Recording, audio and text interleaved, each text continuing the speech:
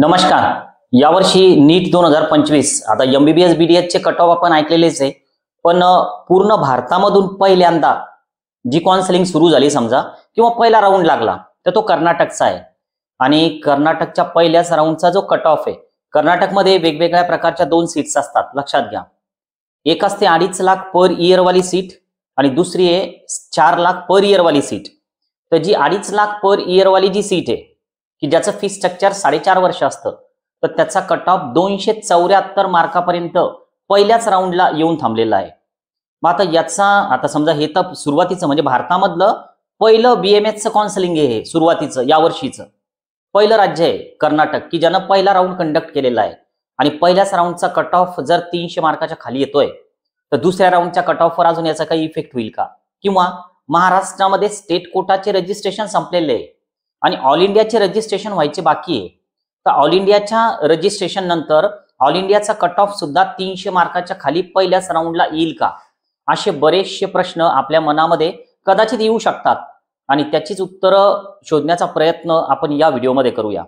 तुम्ही जर नवीन असाल तर नक्की जिजाऊ अकॅडमीला सबस्क्राईब करायला विसरू नका. बघा, आता कर्नाटक राज्यामध्ये काय झालेलं होतं की जे रजिस्ट्रेशन आहे तर ते खूप दिवस अगोदर सुरू झालेले होते. कर्नाटकचा थोडा वेगळा कोटा, त्यांचा कोटा तर असतोच, पण कर्नाटकमध्ये मी अगोदर तुम्हाला यापूर्वी सांगितलं की 2.5 लाख पर इयर वाली सीट असते आणि 4 लाख पर इयर वाली सीट असते. तर जर आपण कर्नाटकची अलॉटमेंट लिस्ट जर का चेक केली तर 4 लाख पर इयर वाली जी सीट आहे तर ती 144 मार्कावाल्याला सुद्धा मिळालेली आहे, म्हणजे जस्ट क्वालिफाय.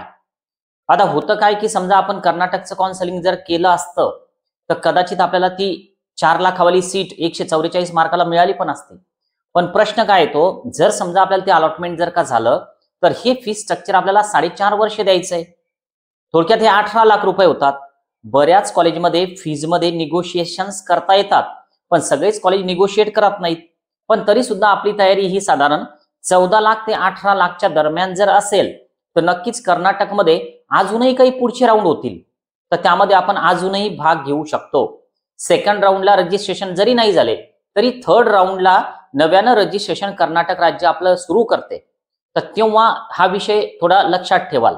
आता प्रश्न येतो की जे 2.5 लाख पर इयर वाला फी स्ट्रक्चर आहे, 300 मार्काच्या आत कट ऑफ आलेला आहे 274 वर. म्हणजे कर्नाटकमध्ये अशा SC ST आपल्यासाठी त्या कॅटेगरीज नसतात, डायरेक्ट ओपन मधूनच अलॉटमेंट होते. UR म्हणजे अनरिझर्व्ड कॅटेगरी, जनरल मेरिट असतं GM जनरल मेरिट, तर त्यामध्ये 274 मार्कावाल्याला शेवटचा अलॉटमेंट आहे. मग आता प्रश्न असा आहे की महाराष्ट्रामध्ये आता अजून तर तो 274 जो कट ऑफ आला तर त्याला अजून आपण जर अनालाइज करायला गेलो तर काउन्सिलिंग मध्ये जवळपास 84 कॉलेजेस होते की जे प्रायव्हेट होते.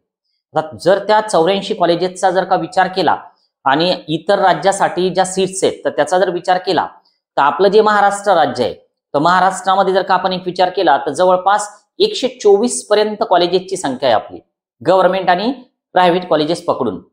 तर त्यामुळं तशा पद्धतीचा कट ऑफ आपला येऊ शकतो का, तर हा पण प्रश्न आपल्या डोक्यामध्ये एखाद्या वेळेस येऊ शकतो. पण बघा, कर्नाटकमध्ये मुळात काय झालेलं होतं की पहिल्या राऊंडचे जे रजिस्ट्रेशन सुरू झालेले होते तर त्यामध्ये बरेच लोक इंटरेस्टेडच नव्हते. दरवर्षी ज्या पद्धतीने रजिस्ट्रेशन होतात तर तसे रजिस्ट्रेशन यावर्षी BMS साठी कर्नाटकमध्ये मुळात झालेले नव्हते. त्यामुळं त्या पहिल्या राऊंडचा कट ऑफवर त्याचा इफेक्ट झाला, रजिस्ट्रेशन कमी झालेले असल्यामुळं.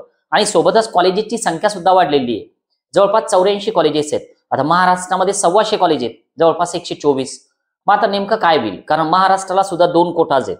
एक आहे स्टेट कोटा BMS BHMS चा आणि एक आहे ऑल इंडिया कोटा की जो CET सेलवर आहे. आता आज काही ठिकाणी तुम्ही व्हिडिओज बघितलेले असतील की CET सेल ऑल इंडियाचं रजिस्ट्रेशन लवकरच सुरू होणार आहे. त्याची ऑफिशियल नोटीस अजून आलेली नाही. होऊ शकतं की आज उद्याला परवाला ती नोटीस येऊन जाईल, तर तुम्ही ते रजिस्ट्रेशन करायला विसरू नका. ज्यांचा स्कोअर साधारण 250, 300, 350 पर्यंत आहे तर त्यांनी नक्कीच तो कोटा ट्राय करायला पाहिजे. थोडं महाराष्ट्राबद्दल जर आपण बोलायला गेलो की महाराष्ट्राचा कट ऑफ कर्नाटकच्या कट ऑफ सारखाच राहील का? बघा, जे ऑल इंडियाचे रजिस्ट्रेशन होणार आहे तर त्यामध्ये नेमके किती रजिस्ट्रेशन होतात? दरवर्षी त्यामध्ये साधारण एक 2200 ते 2400 या दरम्यान रजिस्ट्रेशन होतात. तर त्यामुळे तिथला जो कट ऑफ आहे ऑल इंडिया महाराष्ट्रासाठीचा, ठीक आहे, जसं कर्नाटकमध्ये आपण जातो ऑल इंडियामधून तसं महाराष्ट्राचा स्वतःचा एक ऑल इंडिया कोटा आहे, तर त्यामध्ये जो कट ऑफ आहे तर तो पहिल्याच राऊंडचा कमी येतो.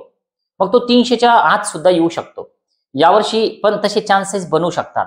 पण झालेलं काय की महाराष्ट्रामधले जे मुलं आहे इतर राज्यांपेक्षा, तर महाराष्ट्रामध्ये BMS करण्यासाठी इंटरेस्टेड विद्यार्थ्यांची संख्या जास्त आहे.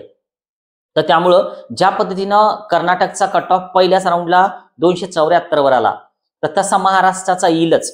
तर याची 100% खात्री नाही. पण खात्री नाही म्हणून आपण चॉईस फिलिंगच करायची नाही का?